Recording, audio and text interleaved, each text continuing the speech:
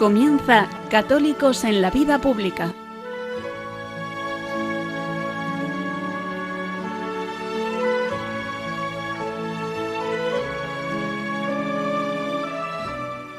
Un espacio dirigido en Radio María por Luis Zayas.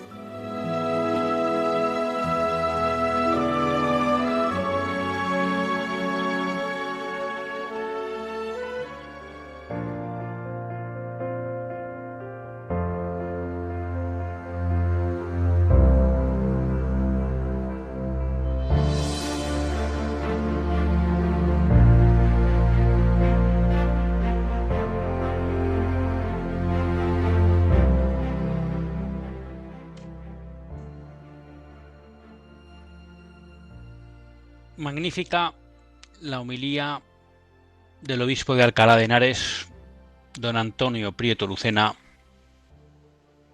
ayer domingo.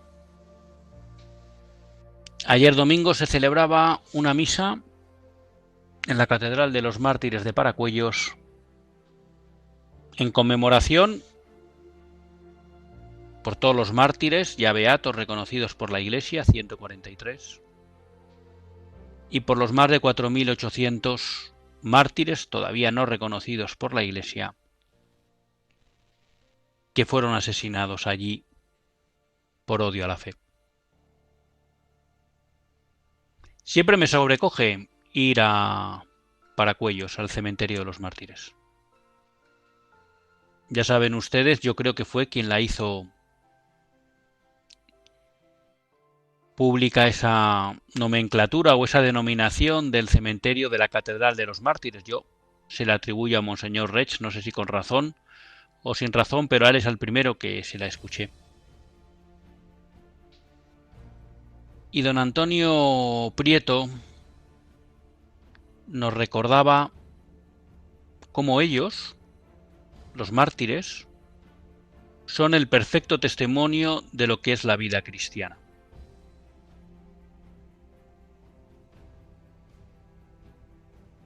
Una vida que da testimonio de Cristo hasta entregar la sangre.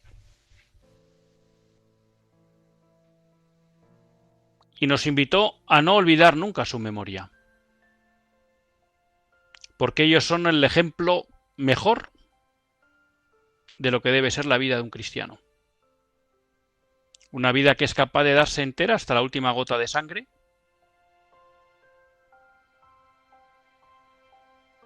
por Cristo. Y yo, a todos los que vivan en Madrid o cerca, les animaría a pasar por el cementerio de los mártires de Paracuellos del Jarama. Porque cuando uno ve esa inmensa planicie y esas grandes fosas, 7 si no recuerdo mal, uno se da cuenta de dos elementos. El odio del mal a España. Porque es difícil entender ese odio a la fe católica de los españoles si no introducimos un elemento preternatural. No olvidemos, como ha señalado muchas veces Monseñor Martínez Camino, y porque son los datos, que la persecución religiosa sufrida en España durante la República, pero sobre todo durante la Guerra Civil, es la más salvaje que ha sufrido la Iglesia a lo largo de su historia. Si ponemos en relación número de asesinados, número de mártires y periodo. A mí me ha sobrecogido saber que en 150 años que duraron las persecuciones de los emperadores romanos, las estimaciones más abultadas no llegan a 5.000 los cristianos que fueron martirizados por el Imperio Romano. Aquí estamos hablando que en menos de 3 años, cerca de 6.000 sacerdotes y religiosos, no, casi 7.000, 200 y pico monjas religiosas y creo que sin temor a equivocarnos, más de 10.000 seglares fueron asesinados por odio a la fe.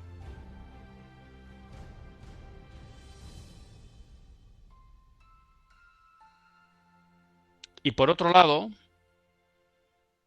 por eso decía que pasar por el cementerio nos recuerda ese odio a la fe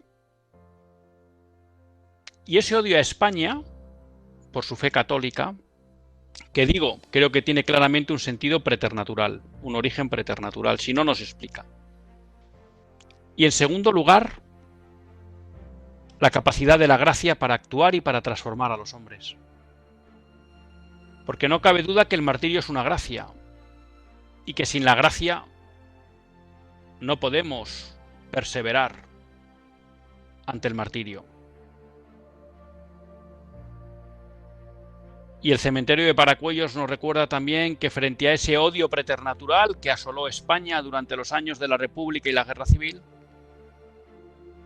también el Señor repartió abundantes gracias.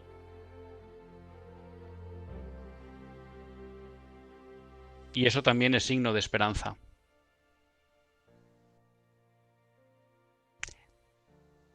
Pero don Antonio Prieto también nos decía una cosa. No podemos olvidar el testimonio de los mártires, porque gracias a ellos, la fe y la Iglesia sobrevivieron en España. Y eso es tanto como decir que gracias a la sangre de esos mártires, hoy nosotros hemos podido ser cristianos en España. Y por tanto hay una deuda de gratitud que tenemos todos los católicos españoles con todos esos mártires de Paracuellos y del resto de España. Y por tanto, esa deuda de gratitud creo que nos tiene que hacer conscientes del deber de mantener la fe católica y la Iglesia vivas en España.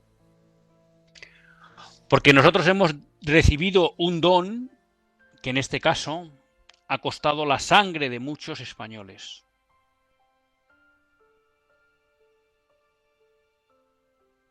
Y creo que en vista del precio que ellos pagaron,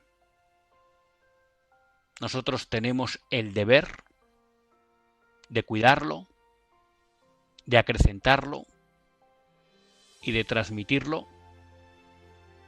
a las nuevas generaciones. Y del mismo modo que a ellos no les faltó la gracia para perseverar en el martirio, estoy seguro que a todos nosotros no nos faltarán las gracias para perseverar, por difíciles que sean los tiempos. Solo basta con que abramos nuestro corazón y nuestra alma a la intervención del Señor. Comenzamos.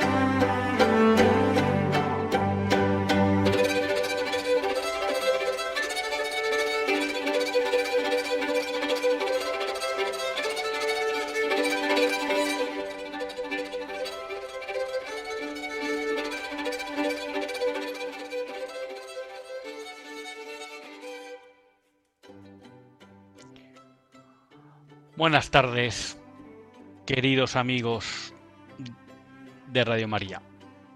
Un lunes más, volvemos fieles a la cita con todos ustedes en los estudios de Radio María. Un lunes más para hacer este programa, Católicos en la Vida Pública. Un programa que, como todos ustedes saben, quiere ser una reflexión pausada sobre la actualidad nacional e internacional. Una reflexión que tratamos de hacer siempre desde la óptica del magisterio de la Iglesia y su doctrina social. Una Iglesia que no nos cansaremos de repetir, que es madre y maestra. Y un lunes más tiene la suerte de compartir esta hora de radio con todos ustedes Luis Zayas, que es quien les habla. Un lunes, como les decía, pues que venimos en cierta medida enardecidos por la participación en esa misa en memoria de los beatos mártires de Paracuellos, que hay ya 143, y de todos los mártires que estuvieron, que han sido enterrados ahí, en esas fosas. Y la verdad, ya digo, fue muy emocionante la homilía del obispo de Alcalá de Henares, don Antonio Prieto. Y también, pues es muy emocionante cómo después de la misa, en esa conmemoración, en esa celebración litúrgica, luego se expone el Santísimo y el obispo va llevando la custodia a todas y cada una de las fosas, y en cada una de las fosas se toca el toque de caídos con una corneta, y luego, en este caso creo que era una trompeta, y luego se da la bendición en todas y cada una de las fosas, que me parece algo, es que es muy, muy emocionante. Realmente, ya les digo, es un acto que merece la pena asistir, porque creo que de alguna manera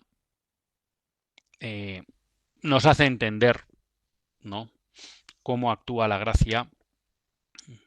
También nos hace recordar esa deuda de gratitud con la sangre de todos esos mártires, y creo que también a nosotros nos ayuda a entender cómo la gracia siempre está ahí, ¿no? Porque una de las cosas también más sorprendentes de esa brutal persecución que sufrió el catolicismo y la Iglesia católica durante la Guerra Civil es el hecho de que no se conocen apostasías. Y eso, queridos amigos, tal y como fue de brutal la violencia ejercida contra la Iglesia, ya digo que solo se explica desde un origen preternatural y de ese odio a España por su fe católica,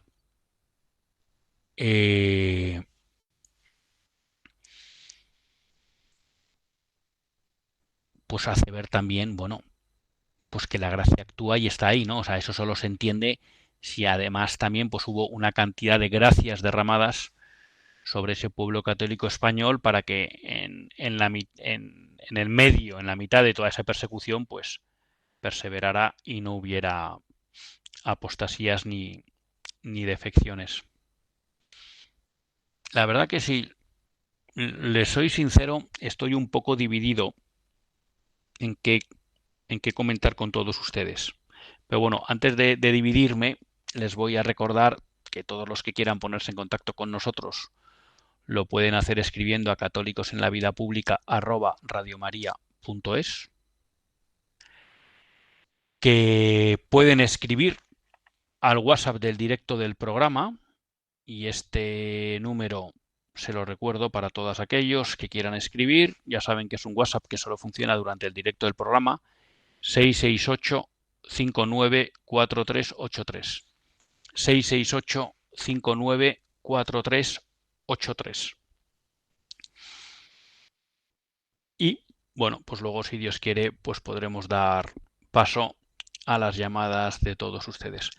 Les decía que estaba dividido porque llevo tiempo queriendo compartir con todos ustedes, bueno, pues una preocupación que tengo sobre las divisiones que veo que empiezan a aparecer en el ámbito católico y me preocupan. Y me preocupan porque en conversaciones con personas que también siguen la actualidad social, la actualidad política, la actualidad religiosa, pues me han transmitido esta preocupación por esta división y que en muchos casos creen que está promovida por las, vamos a denominar, fuerzas anticristianas, ¿no? Y bueno, pues había una cierta preocupación en el sentido de decir, oye, a ver si vamos a estar cayendo en la trampa de dividirnos, lo cual nos debilita ante ese enemigo que realmente lo que busca es reducir a la mínima expresión la fe cristiana y la posibilidad de actuar de la Iglesia en España. Pero no tengo claro que sea el tema para tratar hoy.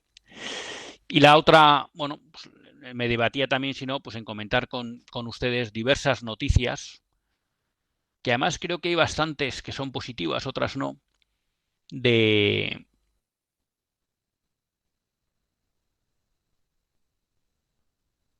de las últimas semanas. Y creo que voy a apostar por la segunda y quizá dejo pues para compartir con todos ustedes esta reflexión sobre la posible división en el ámbito católico para otro día, porque creo que eso me exige un cierto sosiego y una cierta calma, y hoy me noto un poco acelerado. ¿Qué primera noticia tenía para compartir con todos ustedes y que realmente pues, es muy sorprendente, ¿no? En un país como Francia, un país que, bueno, que ha hecho gala de su laicismo,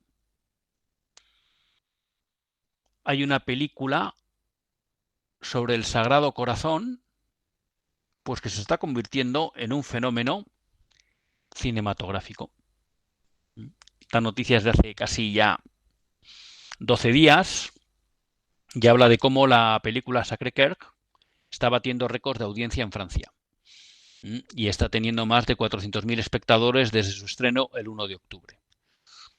No les sé decir si 400.000 espectadores es mucho o no dentro de lo que es la audiencia habitual de las películas en Francia, pero lo que no cabe duda es de que sí está sorprendiendo que una película sobre el Sagrado Corazón, no olvidemos que las apariciones del Sagrado Corazón son en Francia. Que por otro lado, quizá aquí alguien me corrige, pero si no estoy equivocado, será la cuna del jansenismo, ¿no? Y siempre se ha explicado en buena medida cómo la devoción al Sagrado Corazón es el gran antídoto al jansenismo, que de alguna manera es una vivencia fría de la fe, ¿no? Que presenta un Dios implacable, ¿no? Y al que hay como que tener miedo y en el que no, una religión en la que no caben unos sentimientos de afecto con nuestro Señor. Y justo lo que nos presenta la devoción del Sagrado Corazón es justo el antídoto a eso. Pero es que además, en las apariciones del Sagrado Corazón a Santa Margarita María de Alacoque, hay una petición para que el rey consagre Francia al Sagrado Corazón. Y que si no, Francia sufrirá grandes males. Ahora les hablo de memoria y puede que me esté equivocando, pero creo que el rey que en ese momento reina es Luis XIII, que no consagrará Francia al Sagrado Corazón, tampoco lo hará Luis XIV, el rey Sol, Luis XV tampoco, y Luis XVI ya lo hará, pero estando encarcelado.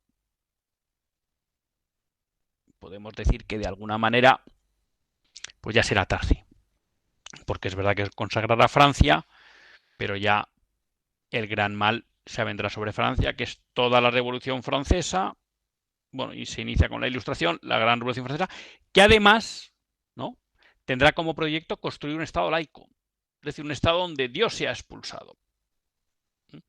Y de alguna manera, esta película ha tenido un cierto intento de boicot para su difusión en salas, apelando a la laicidad, yo creo que es mejor utilizar el término laicismo de Francia. Pero a pesar de eso, y de que no le han dejado hacer grandes campañas de publicidad y demás, bueno, pues el boca a boca está haciendo que se esté convirtiendo en un cierto fenómeno de masas. Y yo creo que eso es muy, muy interesante. Es muy interesante porque vemos que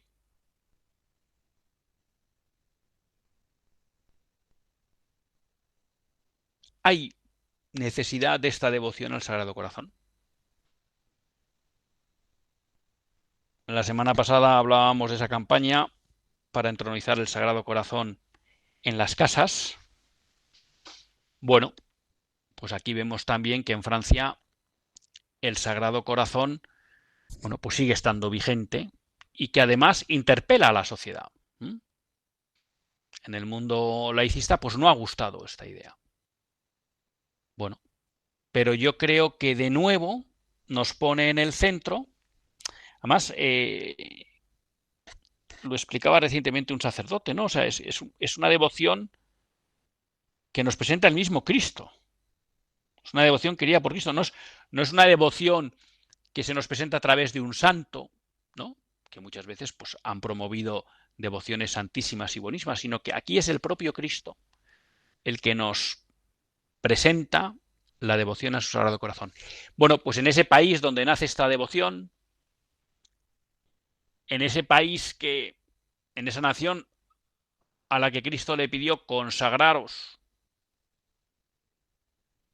a mi Sagrado Corazón, bueno, pues el Sagrado Corazón vuelve a estar, no sé si me gusta mucho la expresión, de moda, vuelve a estar presente en el debate público, me atrevo a decir también en el ámbito religioso, y además pues está siendo un éxito, lo cual creo que nos demuestra que quizá la gran devoción para los tiempos actuales es la del Sagrado Corazón y la del Corazón Inmaculado de María, que la propia Virgen en Fátima, bueno, realmente las apariciones en las que ya le pide la devoción al Sagrado Corazón serán en España, cuando Sor Lucía viva una temporada corta en España, bueno, pero la Virgen de Fátima le pide a Sor Lucía. Esas dos devociones que ligan mucho, ¿no?, con la devoción de la Divina Misericordia, que de alguna manera pues hay quien explica que es una continuación de la devoción del Sagrado Corazón, pues son las devociones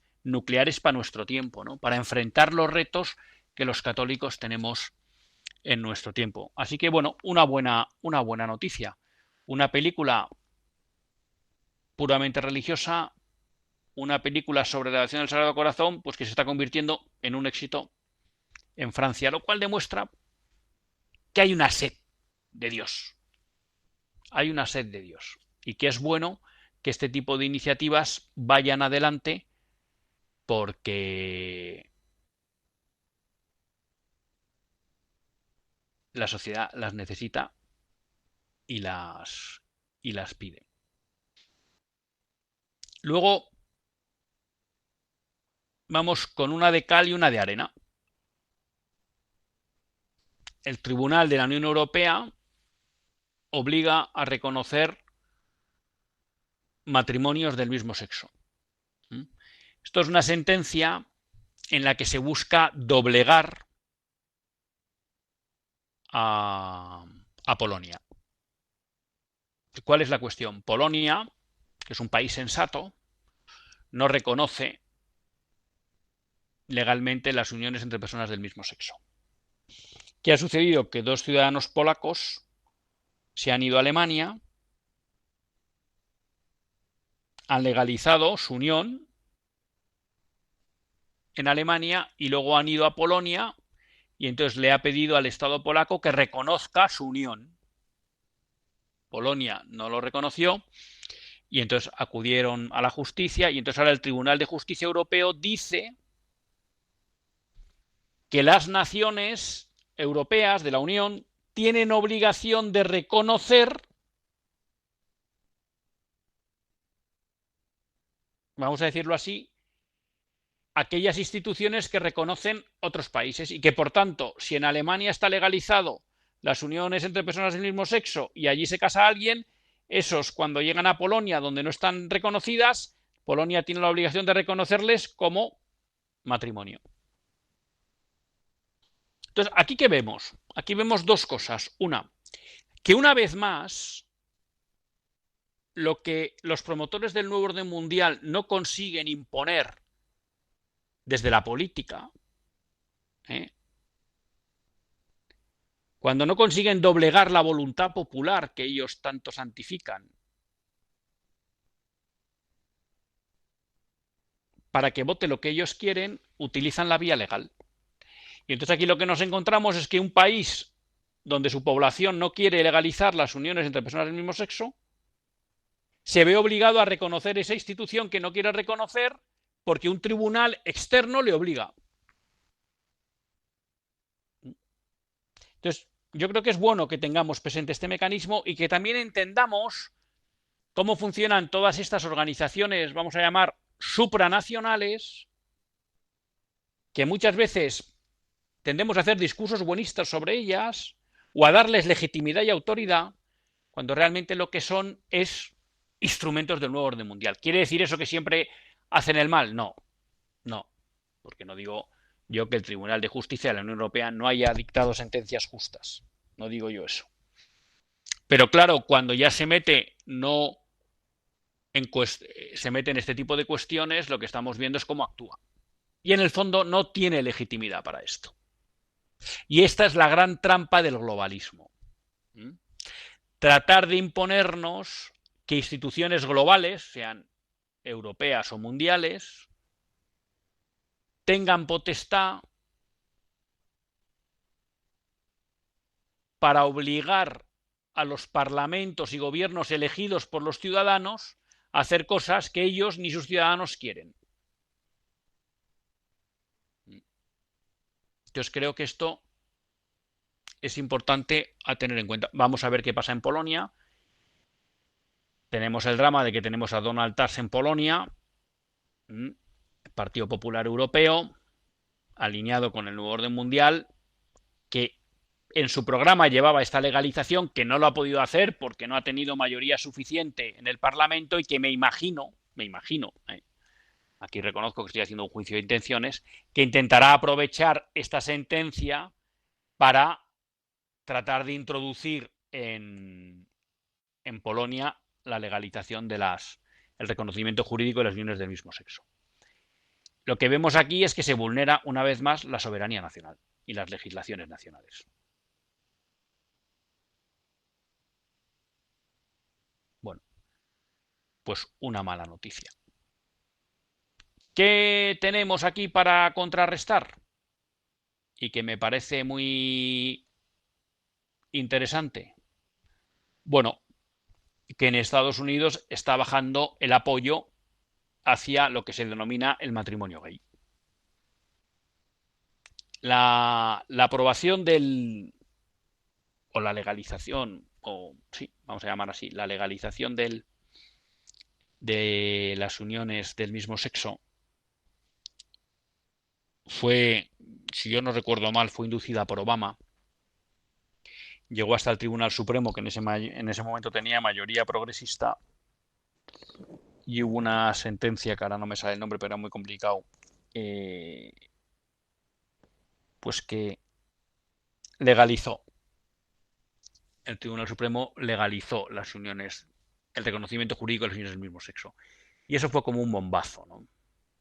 Fue un bombazo sobre todo para el mundo conservador y para el mundo cristiano en particular, porque de alguna manera se dieron cuenta de que se cambiaba la forma de hacer política o que realmente todo lo que eran las bases morales sobre las que se había construido la civilización estadounidense se venían abajo.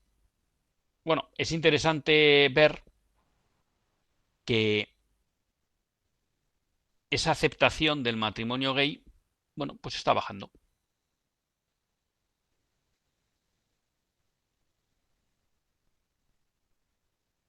Una encuesta por Gallup en mayo de 2025 mostró que solo el 68% de los estadounidenses estaban a favor del matrimonio gay, una disminución de 3 puntos respecto al 71% que daban las mismas encuestas en 2023.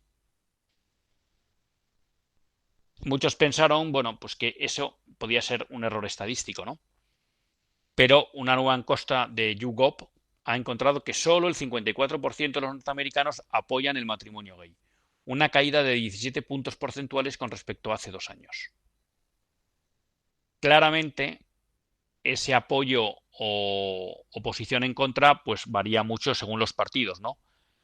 En el ámbito republicano, solo el 41% de las personas encuestadas apoyan lo que es la legalización de las uniones del mismo sexo, y en cambio en el ámbito de los demócratas el 88% lo apoyan. Pero lo que, bueno, pone de manifiesto esta noticia que recoge Infocatólica es cómo está cayendo esta aceptación de uno de los grandes, vamos a decir, iconos de la ideología de género, que era legalizar las uniones entre personas del mismo sexo y equipararlas al matrimonio.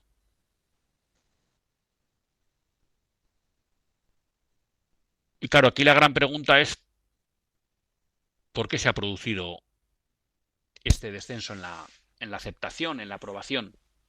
Y aquí parece claro que uno de los responsables es Donald Trump.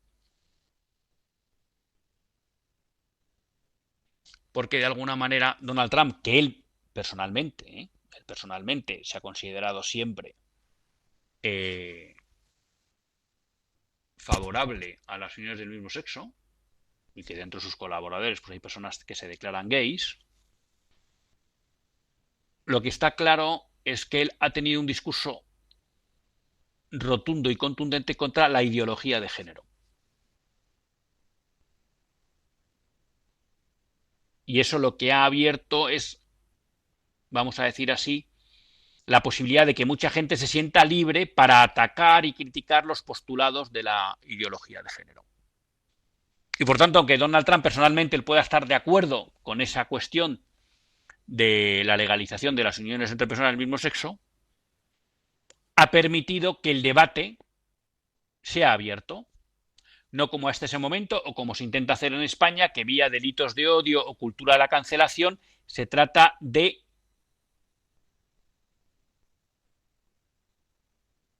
acallar a la gente. Claro, esto lo explicaba muy bien, yo creo que en su momento Benigno Blanco, ¿no? Como diciendo, claro, es que la ideología de género es tal falacia, es tan contraria a la realidad de las cosas, a la naturaleza del hombre, que lo que necesita es, para imponerse, de imponer el silencio a los contrarios. Y eso se estaba consiguiendo. ¿Y qué pasa? Que esto con Donald Trump se ha roto.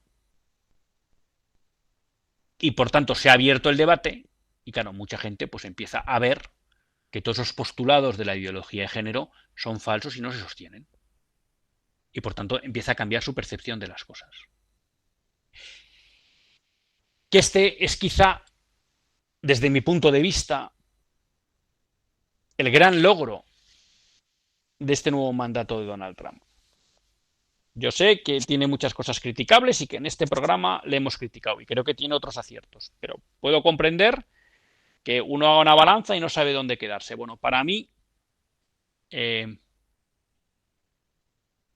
gran beneficio que está proporcionando este segundo mandato de Donald Trump es que se está moviendo lo que se denomina la ventana de Overton, ¿no? Y que el marco mental en el que nos movíamos, que era impuesto por la progresía, Donald Trump lo está prohibiendo, lo está rompiendo. Y entonces está permitiendo que discursos de raíz, vamos a llamar cristiana, de raíz meramente natural y de la realidad de las cosas, del sentido común, vuelvan a tener cabida en el debate público. Y claro, queridos amigos, cuando la verdad se puede expresar con libertad, con claridad, la verdad cala. Irá más o menos rápido en función del ambiente hostil que tiene y de que efectivamente ya hay mucha gente que culturalmente está programada desde la óptica del nuevo orden mundial.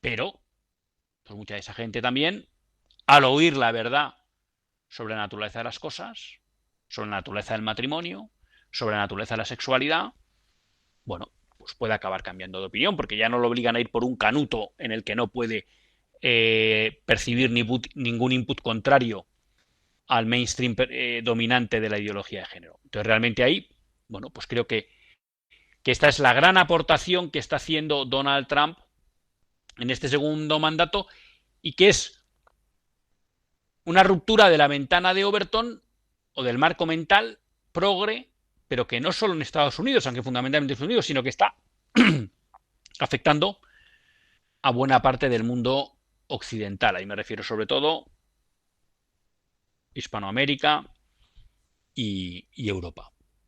Bueno, pues eso es una buena noticia. Y junto a eso tenemos, bueno, que el Departamento de Estado, en los informes que vaya a hacer sobre derechos humanos respecto a los diferentes estados, va a considerar el aborto financiado con fondos públicos y la cirugía transgénero a menores, así como los ataques a la libertad de expresión, como violaciones de los derechos humanos. Claro, fíjense esto, es que esto es brutal. Que el Departamento de Estado de Estados Unidos nos diga que países estén financiando abortos con fondos públicos. Eso es una violación de derechos humanos. O que las cirugías de cambios anchos a menores son violaciones de derechos humanos, cuando tenemos una Europa que lo que está intentando es blindar el derecho al aborto. Bueno, me digan que esto no es romper el marco mental. No me digan que no es abrir una ventana de oxígeno en esta mentalidad o en este pensamiento woke del nuevo orden mundial de la incultura a la muerte que trata de asfixiarnos. O sea, Estados Unidos está diciendo que financiar el aborto con fondos públicos es violación de derechos humanos. Que procedimientos de transgénero en menores son violaciones de derechos humanos. Cuando aquí nos estamos empeñando en hacer leyes que legalicen todo eso y que incluso lo consideren un derecho.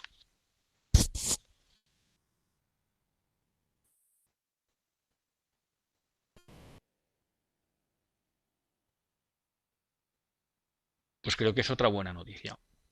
Y creo que abunda en lo que decíamos antes, que realmente Donald Trump está rompiendo el marco mental que había instalado de una forma muy sólida el mundo progre en los últimos 30 años. Vamos a hacer una breve pausa y continuamos en Católicos en la Vida Pública.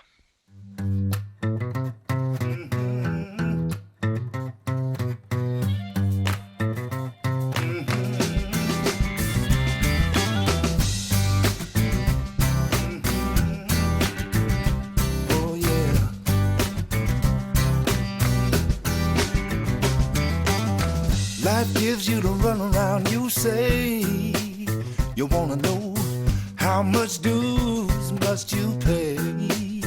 Well, you can have what you want to. Where there's a will, there's always a way. Keeping your eyes on that mountain top, one step at a time. Don't ever stop. Keep on when your mind says quit. Dream on till you find you're living it. I'll be right by your side. Yeah, baby, keep on. Don't stop till you win your prize. Lean on all the love that's in my eyes. You're a diamond to me.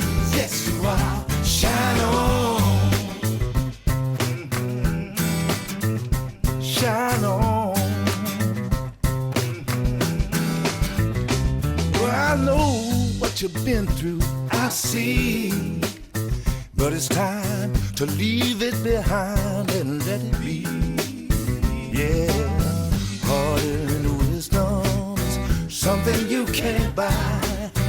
It's the wings of experience dust and make you fly high.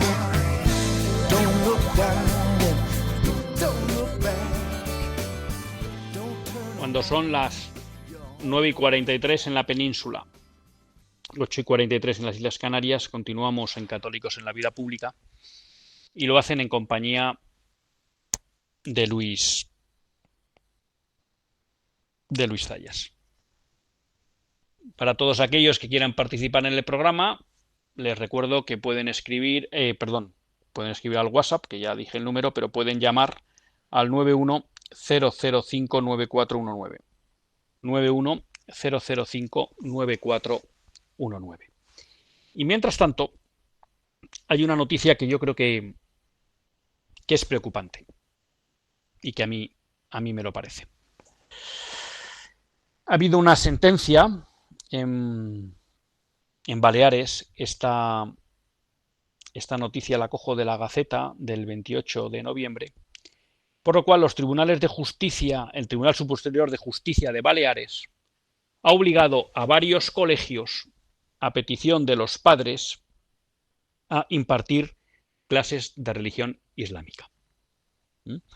Este recurso fue presentado por 5 familias magrebíes que consideraban que se estaba vulnerando el derecho constitucional a recibir formación religiosa conforme a las propias convicciones. Esta sentencia tiene dos cuestiones. Una primera es el hecho de que parece comprar el argumento de estas familias de que tienen derecho a educarse a recibir formación religiosa conforme a las propias convicciones y que por tanto tienen derecho a que se dé clase de Islam. Pero es que luego además impone a un colegio católico que imparta clases de Islam a esas familias que lo solicitan. Y por tanto creo que la sentencia merece dos comentarios, ¿no? Uno que a mí me parece cristalino es que una sentencia del tribunal está contrariando el ideario de un colegio católico. Aquellas familias que eligen un colegio católico, tengan ellas la religión que tengan, para educar a sus hijos, conocen el ideario de ese colegio. Y por tanto se supone que cuando lo escolarizan, lo asumen. Y eso implica que no pueden pedir ni exigir a ese colegio que dé clases, en este caso de una religión que es diferente de su ideario, porque el Islam no tiene nada que ver con el catolicismo. Y entonces me parece injusto, y a mí me parece que contraviene el derecho que tienen los centros a conformar su oferta pedagógica de acuerdo con su ideario, que es un derecho que reconoce sentencias de los tribunales españoles. Esta sentencia lo contraviene, porque le está imponiendo a un colegio católico a dar clases de contenidos que son contrarios a su ideario, porque, por ponerlo fácil, el Islam reconoce la poligamia, y eso es contrario a los principios cristianos. El Islam no reconoce a Jesucristo como Dios, lo reconoce como un profeta. Luego, por tanto, enseñar eso es ir contra el ideario del colegio católico. Entonces, creo que en este aspecto es profundamente injusta e ilegítima esta sentencia. Pero creo que esto también nos tiene que hacer entender que, como muchos vienen señalando, la presencia cada vez más numerosa de personas islámicas en España va a generar problemas de convivencia. Y que incluso están aprovechando nuestras leyes para imponernos que nuestros centros no puedan respetar sus idearios. Porque, repito, están exigiendo a un colegio católico que enseñe. Ahora voy con María y con José. Y luego está la otra parte de la sentencia, que es el hecho de decir que todo padre tiene derecho a educar a sus hijos conforme a sus convicciones religiosas. Que alguien me dirá, bueno, este es un argumento que muchas veces se ha utilizado por parte del ámbito católico para defender la presencia de la clase de religión en el ámbito, en la educación pública. Pues estoy de acuerdo, pero esto nos demuestra la debilidad de ese argumento. Que no deja de ser cierto. Pero claro,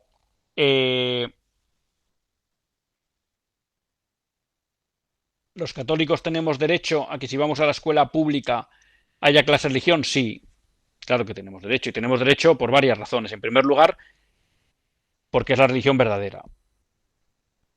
Claro, este argumento hoy no gusta, pero es verdadero y está ahí. Es la religión verdadera y por tanto tiene derecho a ser enseñada.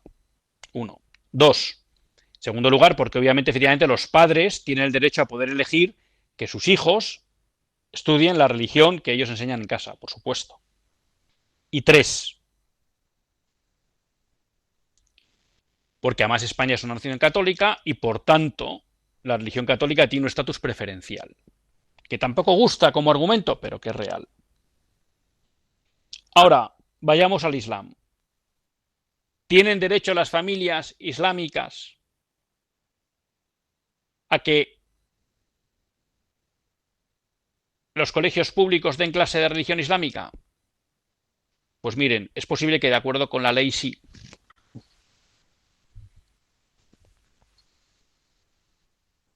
Porque hemos creado una ley, nos hemos dado unas leyes que en el fondo parten de esa idea liberal de que todas las religiones son iguales y por tanto no distinguen.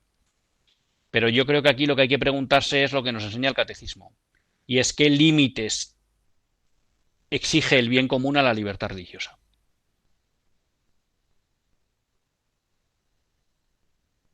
Porque la libertad religiosa no es un derecho absoluto, como nos enseña el catecismo. Tiene que estar, o tiene los límites de no herir el bien común. Y yo creo, personalmente, esto es una opinión personal, que en España hoy no es bueno para el bien común que se introduzca la clase de religión islámica en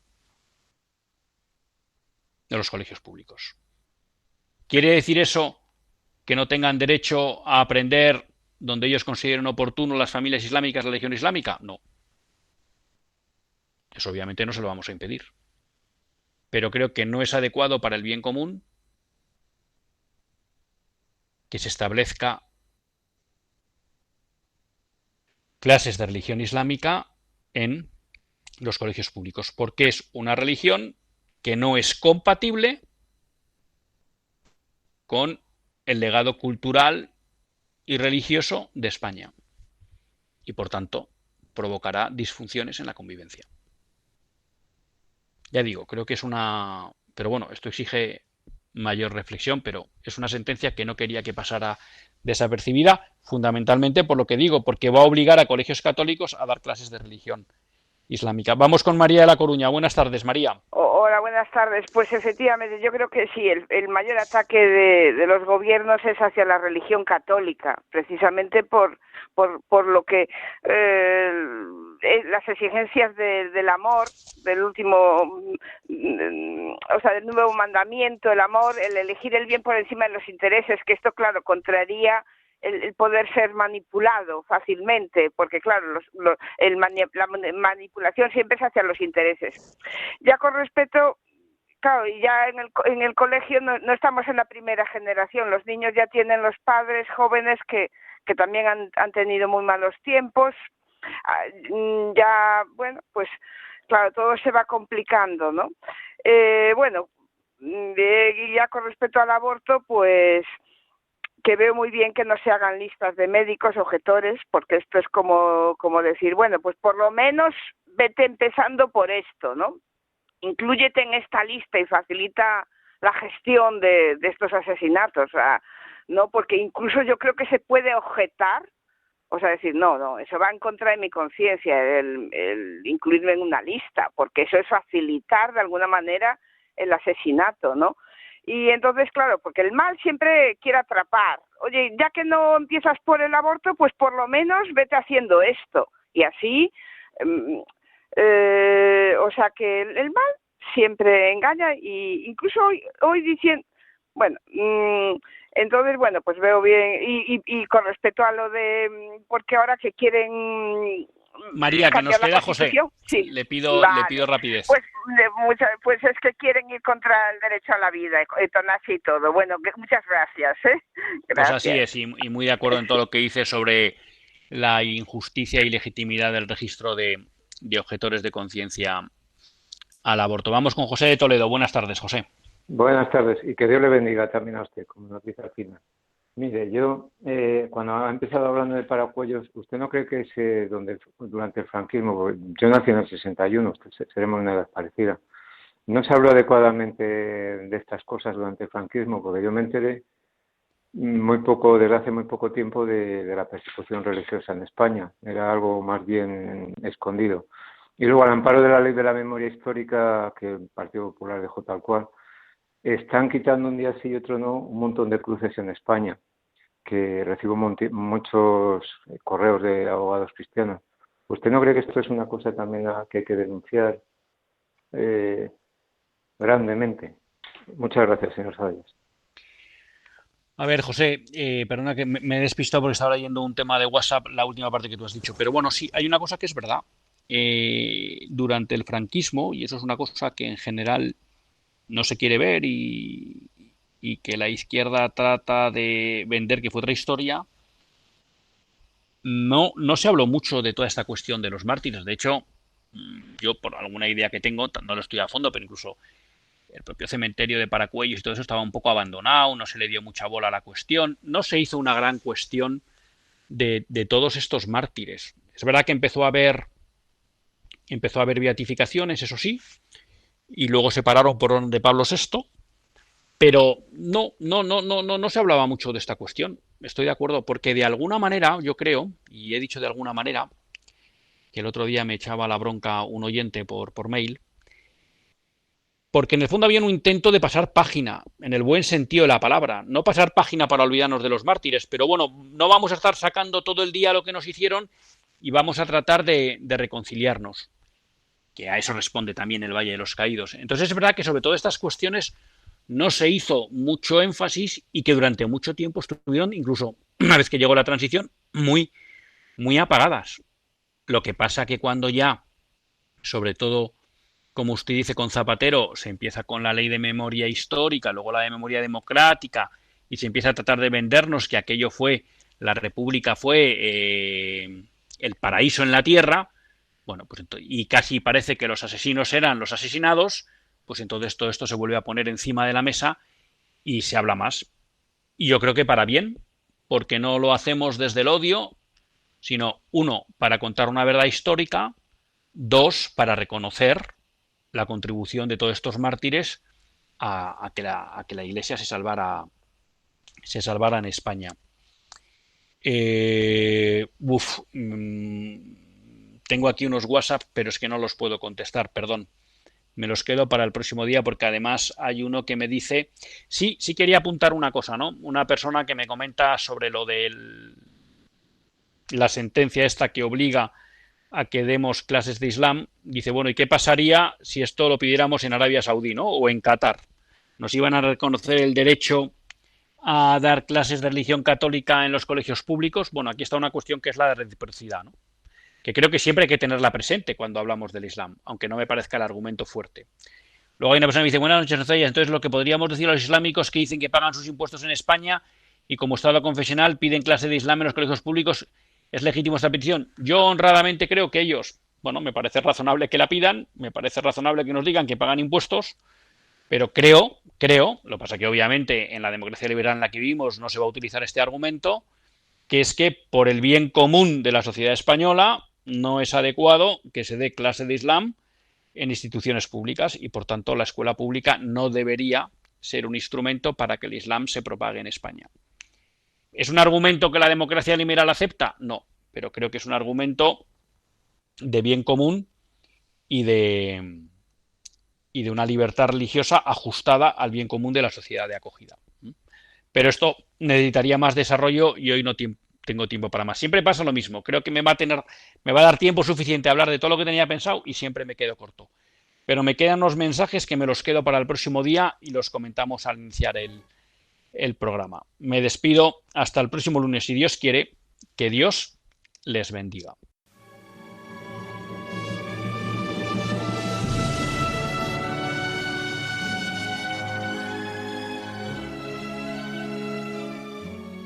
Así concluye Católicos en la Vida Pública, un programa que dirige Luis Zayas.